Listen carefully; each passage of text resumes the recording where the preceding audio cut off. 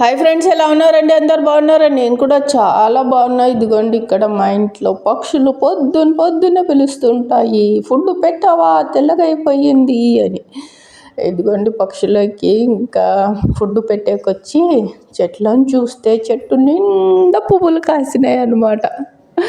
ఎంత బాగున్నాయో, పూలను చూస్తే కడుపు నిండిపోయింది.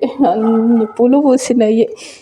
చూడండి, మనం ఏమీ ఖర్చు కాదు. ఇది కేవలం నా తల కోసమే. నేను తల నూనెలో మందారం పువ్వులు, ఆకులు, కరివేపాకు, కల్బంద ఇవన్నీ వేసి వేడి చేసుకొని తలకు పూసుకుంటాను. దానికోసమే మందారం చెట్లని నేను పెంచుకుంటున్నాను మిద్దె పైన అన్నమాట. ఇదిగోండి, ఇంత చిన్న కుండీలో కూడా పక్కనున్న చెట్టే కొమ్మని తీసి ఇలా వర్షాలు పడుతున్నాయి కదా అని చెప్పి పెట్టేశాను. చిన్న కొమ్మ నాటింటే కూడా దానికి కూడా ఒక పువ్వు పూసింది. ఇది ఎన్ని పువ్వులు పూసినాయి, ఎంత బాగున్నాయి అంటే కలర్ఫుల్గా మెరూన్ రెడ్ కలర్ ముద్ద మందారం అంటారు ఇవి. ఇంకో రకం ఉంటుంది, పింక్ కలర్లో ఉంటుంది, అది వేరే మందారం. ఇది వచ్చేసి ముద్ద మందారం. చూడండి, పక్షులు ఎన్ని వచ్చినాయో, హ్యాపీ అనిపిస్తుంది. మార్నింగే ఇలాగా వచ్చి పూలని, పక్షులని చూస్తే ఇంకా మార్నింగ్ మంచిగా స్టార్ట్ అవుతుంది డే హ్యాపీగా. ఇదిగోండి, ఇలాగా పొద్దున్న వచ్చేస్తానన్నమాట నేను పైకి. కాసేపు ఇలాగ మిద్దె పైన వాకింగ్ చేసి, పక్షులకి ఫుడ్ పెట్టి వాకింగ్ చేసి కిందికి వెళ్తాను. ఎంత బాగున్నాయో. ఇంకా ఇలాగ టైం కొద్దిగా స్పెండ్ చేస్తే పక్షులతోటిగా మనకి ఎంత హ్యాపీగా ఉంటుంది తెలుసా. ఇంకా ఏం కావాలా ఇంతకంటే మనకి హ్యాపీని ఇచ్చేది ఏముంటుంది చెప్పండి. ఇది ఎంత లవ్ చేస్తాయి అంటే మనుషులని అస్సలు ఇప్పుడు అలవాటు అయిపోయినాయి. ఇంకా భయపడవు, దగ్గరకు వచ్చి కూడా తీసుకుంటాయి చేతిలో నుంచి. చపాతీ, ఎక్కువ చపాతీనే తింటాయి అన్నమాట. అన్నము తక్కువ, ఇంకా రోటీనే. ఇన్ని పూలు చూడండి, ఎంత బాగున్నాయి కదా. మెరూన్ రెడ్ కలర్లో పూసినాయి, కలర్ఫుల్గా కనిపిస్తున్నాయి. ఇంకో రకం వేసాను, అది ఇంకా నెక్స్ట్ ఇయర్ వస్తుందేమో ఆ చెట్టు. అది వచ్చినప్పుడు అది చూపిస్తాలేండి.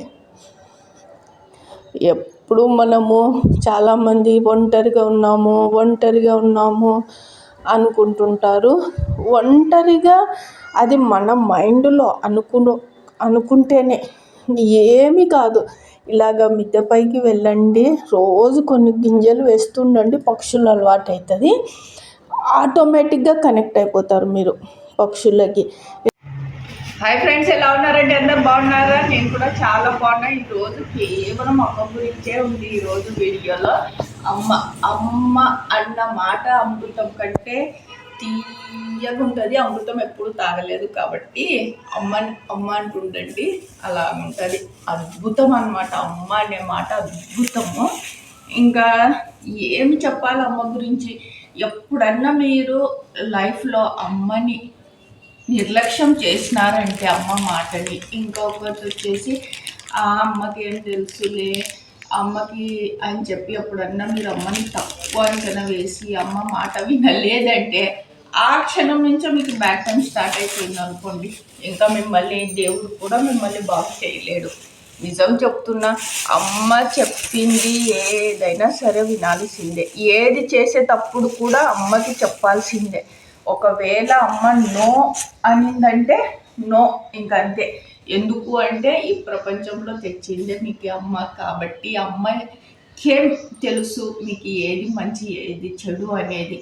ఎలా తెలుస్తుంది అమ్మకి మన భవిష్యత్తు గురించి అంటే, దేవుడు అంత గొప్పగా గుర్తించాడనమాట. అమ్మ ప్రేమ అంటే అలాంటిది.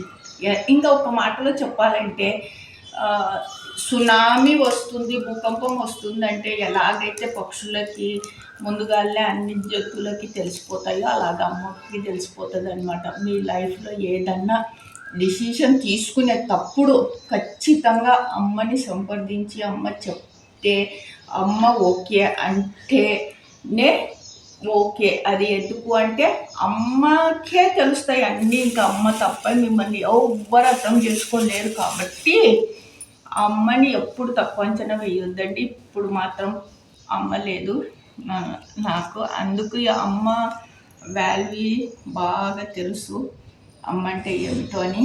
ఇదిగోండి మా అమ్మ కోసమే నేను ఈరోజు ఇంకా వెళ్తున్నాను దర్గా, జలాపురం అలవకాశ్మీయ దర్గాలో అమ్మని అక్కడ ఉన్నారు. ఇదిగోండి ఫ్లవర్స్ తీసుకొచ్చాము.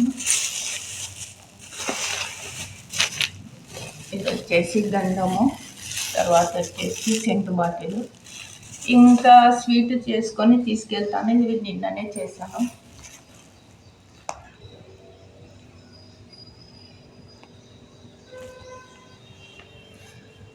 అమ్మ ఎలా క్రమశిక్షణగా పెంచింది అంటే మేము నిజంగా చెప్తున్నాను, మేము పిల్లలము చాలా ఆత్మాభిమానంగా ఉండేలాగా, ఎవరి దగ్గర ఏది అడగకుండా ఆత్మాభిమానంగా ఉండేలాగా పెంచింది. ఎప్పుడు మాకు తిట్టిందా? ఇప్పుడైతే చాలామంది పిల్లల్ని ఏదంటే అది అనేస్తుంటారు.